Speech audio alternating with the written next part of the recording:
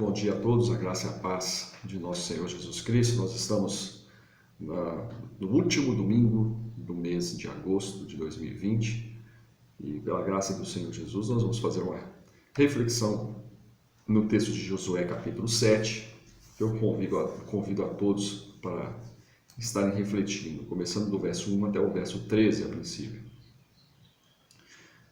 Diz o texto: prevaricaram os filhos de Israel nas coisas condenadas, porque Acã, filho de Carmi, filho de Zabdi, filho de Zera, da tribo de Judá, tomou das coisas condenadas, e a ira do Senhor se acendeu contra os filhos de Israel.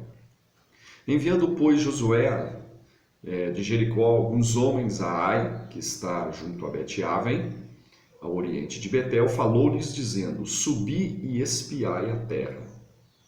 Subiram, pois, aqueles homens e espiaram Ai. E voltaram a Josué e lhe disseram: não suba todo o povo, subam uns 2.000 ou 3.000 homens a ferir Ai. Não fatigueis ali todo o povo, porque são poucos os inimigos. Assim subiram lá do povo 3.000 homens, os quais fugiram diante dos homens de Ai. Os homens de Ai feriram deles uns 36, e aos outros perseguiram desde a porta até as pedreiras, e os derrotaram na descida. E o coração do povo se derreteu e se tornou como água. Então Josué rasgou as suas vestes e se prostrou em terra sobre o rosto perante a arca do Senhor até a tarde. E os anciãos de Israel deitaram pó sobre a cabeça. Disse Josué: Senhor, por que fizeste esse povo pecar, passar o Jordão para nos entregares nas mãos dos amorreus, para nos fazerem perecer? Tomara nos contentáramos como ficarmos da além do Jordão. Senhor, que direi? Pois Israel virou as costas diante de seus inimigos. Ouvindo isso, os cananeus e todos os moradores da terra nos cercarão e desarraigarão o nosso nome da terra. E então, o que farás ao teu grande nome? Então disse o Senhor a Josué: levanta-te, porque estás prostrado assim sobre o teu rosto? Israel pecou, violou a minha aliança, aquilo que eu lhes ordenara, pois tomaram das coisas condenadas e furtaram e dissimularam, e até debaixo de sua bagagem o puseram. Pelo que os filhos de Israel não puderam resistir aos vossos inimigos. Viraram as costas diante deles, porquanto Israel se fizera condenado. Já não serei convosco, se não eliminardes do vosso meio a coisa roubada. Dispõe-te, santifica o povo e dize: santificai-vos para amanhã, porque assim diz o Senhor, Deus de Israel: há coisas condenadas em vosso meio. A Israel, ó Israel, os vossos inimigos não podereis resistir, enquanto não eliminares do vosso meio as coisas condenadas. Muito bem. Um texto maravilhoso, uma história que nos traz muitas lições preciosas. E eu quero começar citando o contexto em que Deus disse no capítulo anterior, os versículos 17 a 19, de Josué, capítulo 6, que Deus fala assim para o povo: porém a cidade de Ai, será condenada. Ela e tudo quanto nela houver, somente viverá Raabe, a prostituta, e todos os que estiverem com ela, porquanto escondeu os mensageiros que enviamos. Tão somente guardai-vos das coisas condenadas, para que, tendo-as vós condenado, não as tomeis, e assim torneis maldito o arraial de Israel, e o confundais. Porém toda a prata e ouro e utensílios de bronze e ferro serão consagrados ao Senhor, irão para o seu tesouro. Muito bem, aqui são observações que Deus dá quanto à tomada da cidade de Jericó, e a cidade de Ai estava incluída nessa questão. A palavra Ai significa ruína. Então a cidade de ruína, ela se tornou uma ruína para os pecadores de Israel. não sei se você já parou para pensar, por que muitas vezes fracassamos? Por que muitas vezes na nossa vida a gente faz planos, projetos, e de repente você traça um caminho para o norte, mas a providência de Deus te manda para o sul. Você traça um caminho de vida e as coisas não dão certo. Você prepara a terra, aduba a terra com esterco adequado, com a química adequada, você rega a terra, você põe a semente e a semente não brota. Ou quando brota, vem os gafanhotos e devoram a sua plantação. Por que muitas vezes na nossa vida nós agimos e parece que a derrota é iminente? Eu quero dizer para você que muitas vezes nós perdemos batalhas que deveriam ser vencidas, onde os inimigos já estão fracos, já estão destruídos de antemão, mas mesmo assim ainda corremos um forte risco de lograr derrota. Isso acontece por causa que aqueles que estão debaixo da aliança de Deus, vamos pensar, Deus fez uma aliança conosco e Deus requer de nós fidelidade. Deus requer de nós a fidelidade, a perseverança na sua palavra, nos seus preceitos e na sua vida espiritual com Ele. Quando nós não fazemos isso, quando nós negligenciamos aquilo que está escrito no livro de Mateus, quando Jesus disse no Sermão do Monte, buscar em primeiro lugar o reino de Deus, a sua justiça e as demais coisas serão acrescentadas. Quando nós invertemos essa lógica, é o pano de fundo para ficarmos patinando como enceradeira, andando em círculos. E assim aconteceu com esse povo. Depois de uma retumbante vitória contra o primeiro inimigo e o maior dos inimigos, Jericó, aquela cidade fortificada, agora diante de Ai eles caem. Diante do inimigo derrotado, diante do inimigo arruinado, eles não conseguem vencer. Tudo isso por causa da palavra pecado. Eu queria lembrar da história de Lázaro, né? E lembrar das amarras que prendiam Lázaro à morte. A história de Lázaro ilustra essa realidade. Jesus ele vai até a tumba de Lázaro, com uma caverna, com uma pedra na entrada, e pede aos enlutados que abram, que removam a pedra, que removessem a pedra. Marta, presumindo o pior, ela disse para Jesus, Senhor, já cheira mal, porque já é de 4 dias, está lá no texto de João 11:39.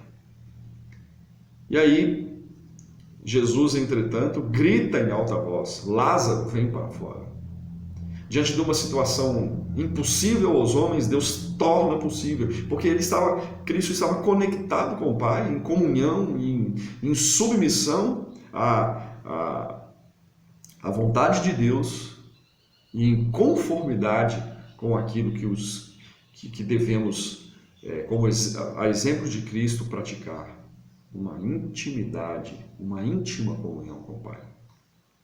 E ali ele ordena ao morto que saia para fora. E a gente sabe, obviamente, ninguém vai conseguir fazer algo semelhante, porque Cristo é Deus, né? E aí o que acontece é que Lázaro, né, tendo os pés e as mãos ligadas com ataduras e o rosto envolvido num lenço, possivelmente ele rola do local onde ele estava, ele cai no chão e vai rolando até a entrada da tumba e consegue, por alguma situação, se colocar de pé, mas ele estava embrulhado como uma múmia, mas vivo. E aí Jesus disse, desatai-o e deixai-o ir. É fantástica essa história, porque as roupas da sepultura que envolviam a Lázaro e a áurea de morte que o prendia obstruía-lhe a nova expressão de vida. Sabe, assim como Lázaro, irmãos, a gente precisa pensar, sabe? Nós precisamos despir-nos das vestes da sepultura. Aquele que está em Cristo não precisa ter os pés e mãos ligados com ataduras e o rosto envolvido em lenço. Não precisa, sabe? Eu queria que você, em nome de Jesus, pensasse e refletisse sobre isso. A carnalidade, ela lança as suas ataduras e cerca-nos com o fétido cheiro do pecado. Nós temos que ter nojo, nós temos que odiar o pecado. O pecado gera a morte, sabe? O pecado gera a morte. Vamos pensar um pouco sobre o pecado, né? Na verdade, muitos já se acostumaram com o pecado. Estava vendo essa semana uma reflexão, e até postei, né, para a igreja, uma reflexão sobre a cosmovisão do cristão a partir do livro de Gênesis. Quantas vezes nós olhamos para aquele texto de Gênesis, quantos cristãos olham para aquele texto de Gênesis e acreditam ser um mito? Na verdade, dizem crer, mas na prática se deixam levar e enredar pela cosmovisão capitalista, do sentido de que o mundo é dos mais fortes. Essa por que a visão de darwiniana se tornou tão popular? Porque justamente ela defende de forma, na sua filosofia, que o mundo é dos mais fortes, o mundo é dos mais espertos. Aqueles que se adaptam melhor sobrevivem, mas a gente sabe que não é assim. Israel foi tomada como nação escolhida para Deus, não por causa da sua prepotência, pela sua preponderância, pelo seu vigor. Ele era nada. Era um bando de escravos, mas Deus os traz e faz daquele bando de escravos uma nação. E você pode observar, existe o túmulo de Roma, existe o túmulo da Síria, existe o túmulo da Babilônia. Quantas e quantas nações contemporâneas a Israel, mais antigas do que Israel ou posteriores a Israel, não existem mais. Mas Israel permanece ali porque Deus escolheu. Mas sabemos também que a escolha de Deus implica em responsabilidade. Para convivermos com Deus, temos que entender e assimilar e praticar aquilo que Deus diz no livro de Deuteronômio: sede santos, porque o Senhor vosso Deus é santo. Não dá para a gente ficar tergiversando ou transigindo com o pecado. Muitos dentro da igreja já se acostumaram ao pecado. Não mais lamentam pelo fato de haver pecados grosseiros em seu meio. Acreditam que não tem nada a ver. Não tem problema passar a noite jogando um jogo no computador, dominados por vícios que acham que não é vício. Acham normal mentir, tirar passaportes e documentos falsos para sair do país, entrar num outro, dizendo ser uma pessoa. Me lembro de um amigo que assim fez. Saiu daqui, foi para a Europa com outro passaporte, com outro nome, como se fosse outra pessoa. Porque ele sabia que não entraria da forma como deveria ser. Por que a gente tenta fazer isso? Por que existem os coiotes dos Estados Unidos? E quantos ali naufragam, morrem tentando atravessar a divisa, a fronteira entre o México e os Estados Unidos? É transgressão. Eles não querem a gente lá. O que você vai fazer lá? Irmãos, da mesma forma, os inimigos de Deus não querem você no meio deles. Mas por que você está lá? Nós vemos, irmãos, a maledicência campeando solta dentro da igreja muitas vezes, e as pessoas acham isso normal. Aí de repente, sabe, o divórcio sem respaldo bíblico está se tornando comum entre os evangélicos. A igreja está se tornando cada vez mais insensível, cada vez mais dormente, não sente mais as agulhadas na alma, o peso do pecado. O pecado encolhe a mão de Deus. Separa-nos de Deus, provoca a ira de Deus. O pecado humilha-nos, enfraquece-nos, derrota-nos, joga lama sobre o nosso rosto. O pecado reverte as circunstâncias.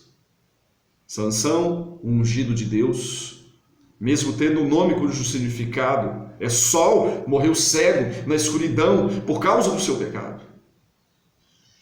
Josué capítulo 7, voltando ao contexto, Israel havia vencido miraculosamente a poderosa e inexpugnável muralha de Jericó.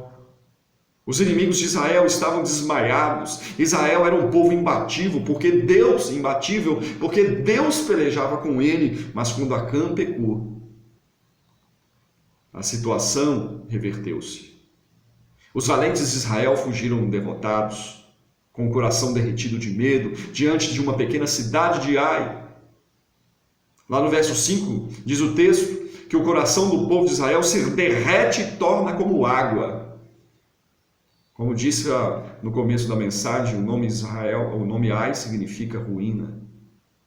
Israel, o príncipe de Deus, foi vencido pela ruína por causa do pecado. Isso é que é humilhação. Quando há pecado na igreja, o inimigo prevalece contra ela. A vencedora torna-se vencida. A ruína toma conta da catedral. Aqui a luz do mundo perde o brilho. Aqui a sal torna-se insípida. Aqui recebeu poder, agora desmaia diante do inimigo. E para finalizar, a maior tragédia do pecado é que ele nos afasta de Deus. E por causa do pecado, ele se afasta de nós. Isso porque Deus não pode contemplar o mal, não pode conviver com a desobediência. Onde há pecado não tratado, não confessado, não abandonado, ali Deus não opera. Pois a mão de Deus se encolhe onde o pecado se estende. Os envoltos, os ouvidos de Deus, eles se fecham onde o pecado desabrocha, e a bênção do céu é retida quando o pecado é praticado. E eu queria finalizar com 2 versículos. Isaías 59, 2. Mas as vossas iniquidades fazem separação entre vós e o vosso Deus, e o vosso pecado encolhe o seu rosto sobre vós, o seu rosto de vós, para que não vos ouça. E o segundo texto e último. Portanto, assim diz o Senhor, visto que me fazeis lembrar da vossa iniquidade, descobrindo-se as vossas transgressões, aparecendo os vossos pecados em todos os vossos atos, e visto que me viestes à memória, sereis apreendidos por causa disso. Eu quero dizer para você que justificados estamos justificados, pois, mediante a fé. E essa justificação mediante a fé nos traz paz com Deus. Deus se esquece de quem você era, e a partir do momento em que você entra em aliança com Ele, através do sangue do Cordeiro, Cristo é visto através do seu rosto. Deus olha para você e vê Jesus. Não faça Deus lembrar de quem você era, porque você pode sofrer as consequências disso. Que Deus olhe para quem você é, nova criatura. Em nome de Jesus. Um grande abraço a todos, um feliz domingo. E lembrando que no próximo domingo estaremos com as portas da igreja abertas para receber todos aqueles que buscarem a presença do Senhor e a presença da comunhão com os irmãos. Um grande abraço, em nome de Jesus.